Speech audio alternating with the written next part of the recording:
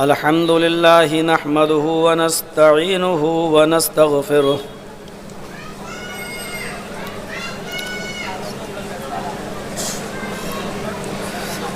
ونعوذ بالله من شرور أنفسنا ومن سيئات أعمالنا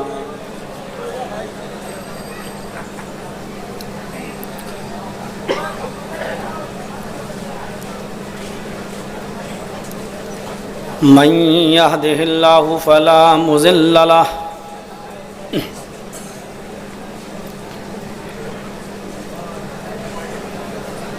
ومن يضلله فلا هادي له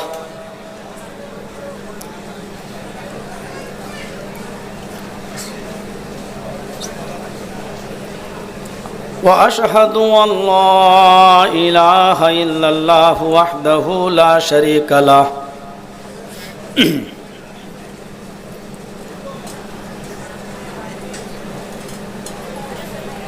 وأشهد أن محمدًا عبده ورسوله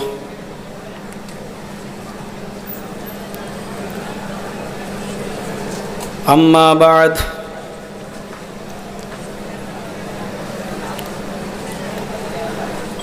فإن خير الحديث كتاب الله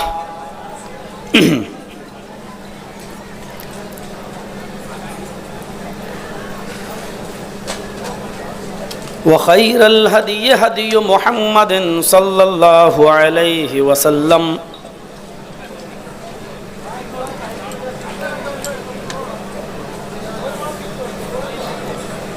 وشر الأمور محدثاتها وكل محدثة بدعة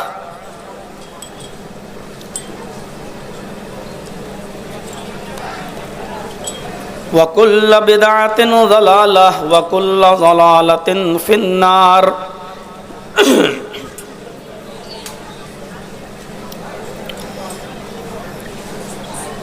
أعوذ بالله من الشيطان الرجيم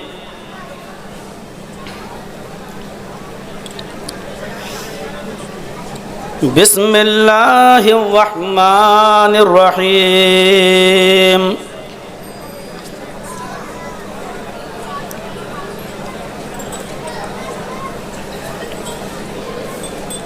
قل للمؤمنات يغضضن من أبصارهن ويحفظن فروجهن ولا يبدين زينتهن إلا ما ظهر منها وليضربن بخمرهن على جيوبهن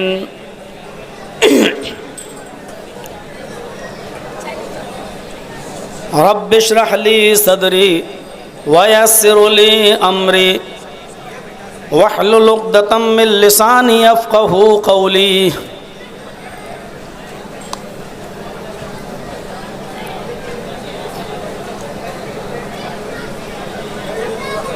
اسٹیج پر موجود محقر علماء کرام،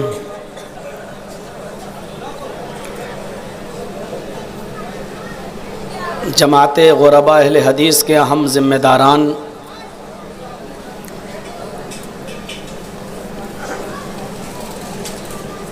ڈی سیکٹر چیتا کیمپ میں جمع ہونے والے اور اطراف و اکناف سے تشریف لائے ہوئے معزز سامعین حضرات، پردے میں بیٹھی ہوئی پردہ نشین اسلامی خواتین، پیاری ماں اور بہنوں، قوم و ملت کے لائق بر نوجوانوں، مستقبل کے ہونہار عزیز بچوں، اللہ تبارک و تعالیٰ کا یہ بہت بڑا شکر ہے اور اس کا احسان عظیم ہے کہ اس نے ہمیں اور آپ کو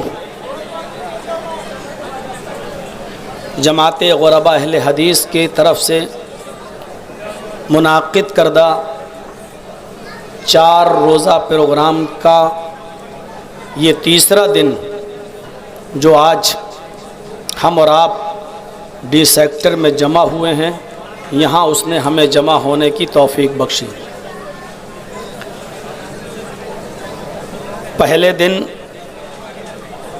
جو جنتا ہوٹل پر میرا خطاب تھا وہ آپ نے سنا اسلامی بھائی چارہ، اور میں نے کوشش کی کہ اس وقت امت محمدیہ کو ایک پلیٹ فارم پر لایا جائے اور اپنے آپسی گلے اور شکوے دور کر کے اپنے آپسی اختلافات کو بھلا کر ملک کی اس وقت کی موجودہ حالات کو سامنے رکھتے ہوئے ہم سب ایک پلیٹ فارم پر آئیں۔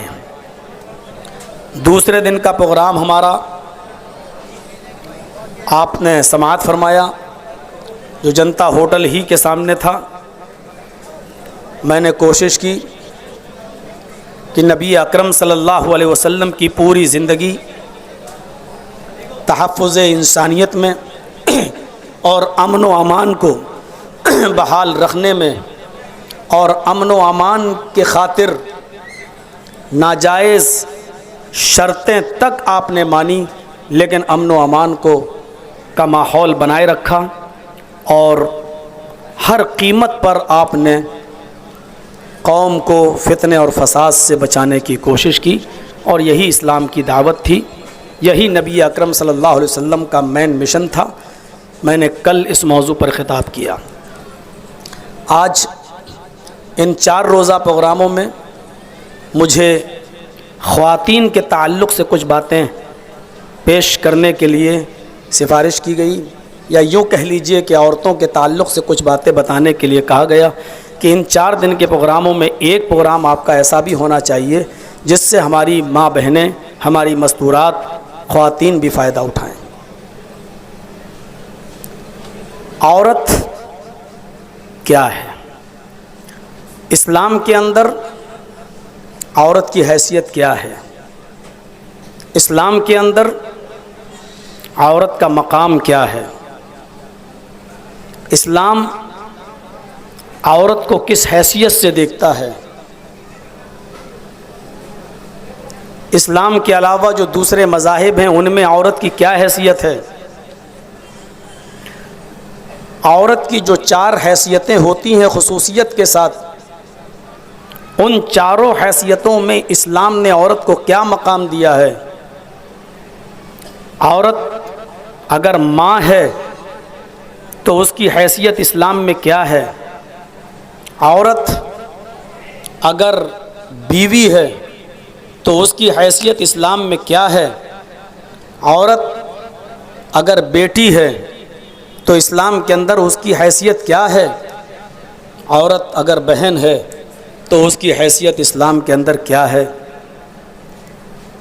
ہر ایک نقطے پر ہمیں اور آپ کو غور کرنا پڑے گا، اور اسلام نے عورت کو جو اعلیٰ مقام دیا ہے، یا تو یوں کہہ لیجئے کہ ہم لوگوں کو بتانے میں ناکام رہے ہیں، یا یوں کہہ لیجئے کہ ہم اپنے معاشرے میں رہن سہن کے اعتبار سے اتنے ہم گر چکے ہیں کہ ہم نے اپنے رہن سہن سے میسیج کوئی دوسرا دے دیا ہے دوسری قوموں کے درمیان، اس لیے وہ سمجھ نہیں پا رہے ہیں کہ اسلام کے اندر عورت کا مقام کیا ہے۔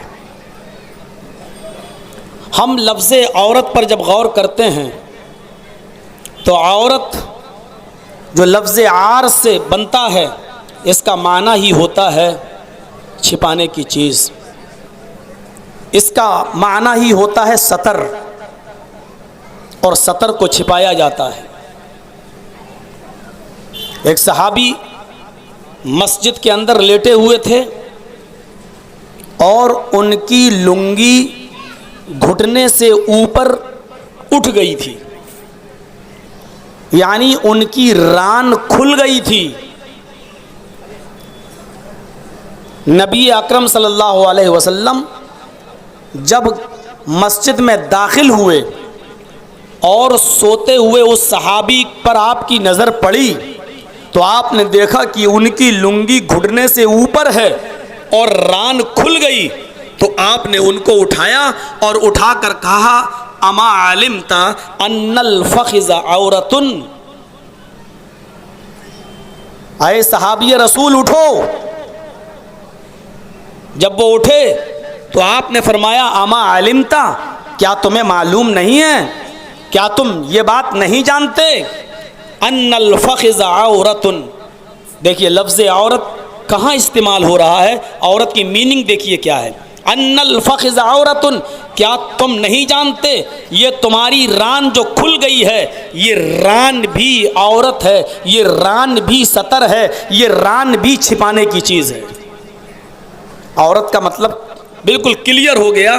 عورت کا معنی ہی ہوتا ہے جس کو اوپر سے لے کر نیچے تک، سر سے لے کر پیروں تک، جس کو پوری طریقے سے چھپا کر رکھا جائے، یہ عورت.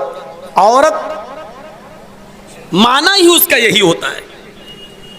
اور جب معنی ہی اس کا وہی ہے تو ہم عورت تو کہہ رہے ہیں لیکن آزادی نسواں کا نعرہ بھی لگا رہے ہیں. پھر آپ عورت کہنا چھوڑ دیجئے. اور اگر عورت کہہ رہے ہیں تو اس کی میننگ کیا ہے؟ جس کو سر سے لے کر پیر تک چھپایا جائے، جس کو پوری طریقے سے چھپا کر رکھا جائے، محفوظ کر لیا جائے جس کو. تو اللہ کے نبی صلی اللہ علیہ وسلم نے کیا فرمایا؟ ان الفخذ عورت. اے میرے صحابی، کیا تم نہیں جانتے تمہاری ران کھل گئی ہے، یہ بھی ستر ہے، یہ بھی عورت ہے. منافقوں کو جب جنگ میں جانے کا حکم ہوتا تھا تو پتہ لگایا جاتا تھا کہ کون منافق ہے کون مسلمان. جو منافق ہوگا وہ جنگ میں نہیں جائے گا یا ہیلا بہانہ کرے گا، اور جو پکا سچا مومن ہوگا وہ جنگ میں جائے گا. تو جو لوگ جنگ میں نہیں گئے، منافق تھے، کپٹی تھے، نبی اکرم صلی اللہ علیہ وسلم نے جب ان سے پوچھا، سورہ احزاب اٹھائیے اور دیکھیے، جب اللہ کے نبی نے ان سے پوچھا کہ تمہیں جنگ میں جانے سے کون سی چیز نے روکا ہے، تو ان منافقوں نے جو بہانہ پیش کیا وہ بہانہ دیکھیے کیا کہتے ہیں. ان بیوتنا عورت. قرآن کے الفاظ ہیں، ان بیوتنا عورت. اے اللہ کے نبی، ہم جنگ میں اس لیے نہیں جا سکے، اس لیے ہم جنگ میں شریک نہیں ہوئے. ان بیوتنا عورت، کہ ہمارے گھر ننگے ہیں، ہمارے گھر غیر محفوظ ہیں، کھلے ہوئے کواڑ ہیں، کھلی ہوئی کھڑکیاں ہیں. اگر ہم جنگ میں جائیں گے تو ہمارے گھروں میں تالے نہیں ہیں، دروازے نہیں ہیں، کوئی بھی چور و چکا ہمارے گھر میں ہماری بیوی کی عزت و آبرو سے کھیل سکتا ہے، ہمارے بچوں کی جان سے کھیل سکتا ہے، ہمارے گھروں میں رکھے ہوئے مال و دولت کو چرا سکتا ہے. منافقوں نے اپنے گھروں کو جب ننگا کہا تو اس کے لیے عورت کا لفظ استعمال کیا. کیا کہتا ہے قرآن؟ منافقوں نے کہا ان بیوتنا عورت، ہمارے گھر ننگے ہیں. عورت کا مطلب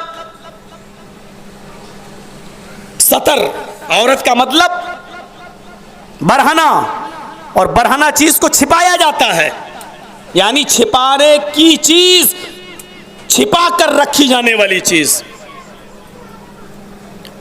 قرآن مسلمانوں کو 3 اوقات ایسے بتاتا ہے قرآن کہ ان 3 وقتوں میں تم کسی دوسرے کے گھر میں نہ جاؤ، کیونکہ یہ 3 اوقات غیر محفوظ ہیں. ان 3 اوقات میں تم کسی کے گھر نہ جاؤ. اس کے لیے بھی اس نے عورت کا لفظ استعمال کیا اور اس کی جمع عورات استعمال ہوئی. ثلاث عورات لکم. آئے مسلمانوں، تم 3 وقتوں میں اپنے کسی مسلمان بھائی کے گھروں میں نہ جایا کرو. وہ 3 وقت کون سے ہیں؟ نماز فجر سے پہلے میاں بیوی اپنے کمرے میں ہوتے ہیں، تم کسی کی پردے کی چیز کو ظاہر کرنے کی کوشش نہ کرو، پتہ نہیں وہ شخص اپنے گھر میں کس کنڈیشن میں ہو. اس لیے یہ 3 وقت جو عورات ہیں، 3 وقت جو ستر، جو چھپانے کی چیز ہے، وہ یہ ہے کہ تم ان 3 وقتوں میں کسی کے گھر نہ جایا کرو. نماز فجر سے پہلے پہلا، عشاء کی نماز کے بعد دوسرا، दोपहर में जब लोग कैलूला करने के लिए अपने घरों में लेटते हैं, अरब के अंदर आज भी ये मिजाज है, लोग दोपहर का खाना खाने के बाद थोड़ा सा अपने बेड रूम में जाकर आराम करते हैं। ये आराम के वक्त हैं, इसमें शौहर अपनी बीवी के साथ किसी भी कंडीशन में हो सकता है, लिहाजा तुम इन 3 वक्तों में किसी के घर न जाओ। ये पर्दे के वक्त हैं, ये छिपे हुए वक्त हैं, इनमें कुरान हमें ये तालीम दे रहा है और उसके लिए लफ्ज़ औरत इस्तेमाल हुआ है। अब हम समझ सकते हैं कि औरत का माना क्या है। पोशीदा चीज, कुरान ने औरतों को जिन लोगों से पर्दे का हुक्म दिया है उसकी एक लिस्ट है, और जिन लोगों से पर्दा ना करने का हुक्म दिया है उनकी भी एक लिस्ट मौजूद है। तुम अपने शौहर से पर्दा नहीं करो, कोई बात नहीं। तुम अपने बाप के सामने पर्दा नहीं करो, तुम्हारे ऊपर कोई गुनाह नहीं। तुम्हारे भाइयों से तुम्हारे लिए पर्दा नहीं है, तुम्हारे भतीजों से तुम्हारे लिए पर्दा नहीं है, तुम्हारे भांजों से तुम्हारे लिए पर्दा नहीं है, तुम्हारे ससुर से तुम्हारे लिए पर्दा नहीं है। जहां ये लिस्ट बयान की वहीं पर एक बात ये भी कह दी, अवितिफलिल्लज़ी लम यज़हरू अला औरातिन निसा। ये कुरान कह रहा है, यहां पर भी औरत इस्तेमाल हुआ, औरत की जमा, औरत का प्लूरल क्या इस्तेमाल हुआ, अवितिफलिल्लज़ी लम यज़हरू अला औरातिन निसा। उन बच्चों से भी तुम्हारे लिए पर्दा नहीं है जो तुम्हारी पोशीदा चीज़ों को नहीं जानते, जो तुम्हारी खुफिया बातों को नहीं जानते। मियाँ बीवी के दरमियान क्या ताल्लुक़ होता है जो इसको नहीं जानते। ऐसे छोटे बच्चे जिनको इस बात का शऊर नहीं कि शादी क्यों होती है और मियाँ बीवी के दरमियान क्या ताल्लुक़ होते हैं, ऐसे छोटे बच्चों से भी तुम्हारे ऊपर पर्दा नहीं है। वहाँ पर भी अल्लाह ने लफ्ज़ औरत इस्तेमाल किया है, लम यज़हरू अला औरातिन निसा। उन बच्चों से भी पर्दा नहीं जो तुम्हारे पर्दे की चीज़ों को, तुम्हारी छिपी हुई चीज़ों को नहीं जानते। तो औरत का माना पर्दे की चीज़। अब इतनी वजाहत के बावजूद भी अब कोई ये कहे कि औरत को पूरी खुलकर घूमने की आज़ादी है, तो या तो लफ्ज़ औरत उसने बनाया वो गलत है, औरत ना कहे, या फिर वो अपना इलाज किसी पागल खाने में जाकर कराए दिमाग का। औरत तो वो जाहिर नहीं हो सकती, और जाहिर हो रही है तो फिर वो औरत नहीं हो सकती। इसीलिए नारा ये लगाया कि औरत नहीं, क्या नारा है, मर्द और औरत दोनों बराबर। ये जिंदगी में तुम कभी नहीं कर सकते हो। बराबरी का नारा लगाने वाले भी आज तक ट्रेनों का ड्राइवर किसी औरत को नहीं बना सके। सरकारी बसों की कंडक्टर हो सकती है, लेकिन सरकारी बसों की ड्राइवर आज तक कोई औरत नहीं है। तुम जिनको बराबरी के लेवल पे लाना चाहते हो, तुम खुद कानूनी तौर पर उनको सरकारी बसें चलाने का अधिकार और ट्रेनें चलाने का अधिकार नहीं दे रहे हो। तुम खुद इस बात को मानते हो कि मर्द और औरत दोनों बराबर नहीं हो सकते। वो आज़ादी निस्वा का नारा लगाना एक अलग चीज़ हो सकती है, लेकिन लफ्ज़ औरत हमने जो बयान किया उस पर हमें और आपको सबको गौर करना चाहिए। अब जब औरत है तो फिर इस्लाम के कानून देखिए, औरत के लिए अल्लाह तबारक व तआला ने फिर क्या हुक्म दिया, ज़रा सुनिए। कुल लिल मोमिनाती यग़ुज़्ज़न मिन अब्सारिहिन्ना व यहफ़ज़्न फ़ुरूजहुन्ना वला युब्दीन ज़ीनतहुन्ना इल्ला मा ज़हरा मिन्हा वलियज़रिबन बिख़ुमुरिहिन्ना अला जुयूबिहिन्न। मेरे भाइयों, कुरान की इस आयत पर गौर कीजिए। आए मोहम्मद सल्लल्लाहु अलैहि वसल्लम, आप मोमिना औरतों से कह दीजिए, दूसरी औरतों से इसलिए नहीं क्योंकि दूसरी औरतें जब आपके कानून और आपकी शरीयत को मान ही नहीं रही तो उनको क्या हुक्म दिया जाए। जो आप पर, कुरान पर, इस्लाम पर ईमान ले आई, उनको ये हुक्म दे दीजिए। क्या हुक्म है, सुनिए। मेरी माँ बहनें आई हुई हैं, जरा गौर से सुने। कुल लिल मोमिनाती यग़ुज़्ज़न मिन अब्सारिहिन्ना, आए नबी मोमिना औरतों से कह दीजिए कि वो ज़रूरत के तहत जब घर से बाहर निकलें, ضرورت کے تحت جب گھر سے باہر نکلیں تو اپنی نگاہوں کو نیچا رکھیں۔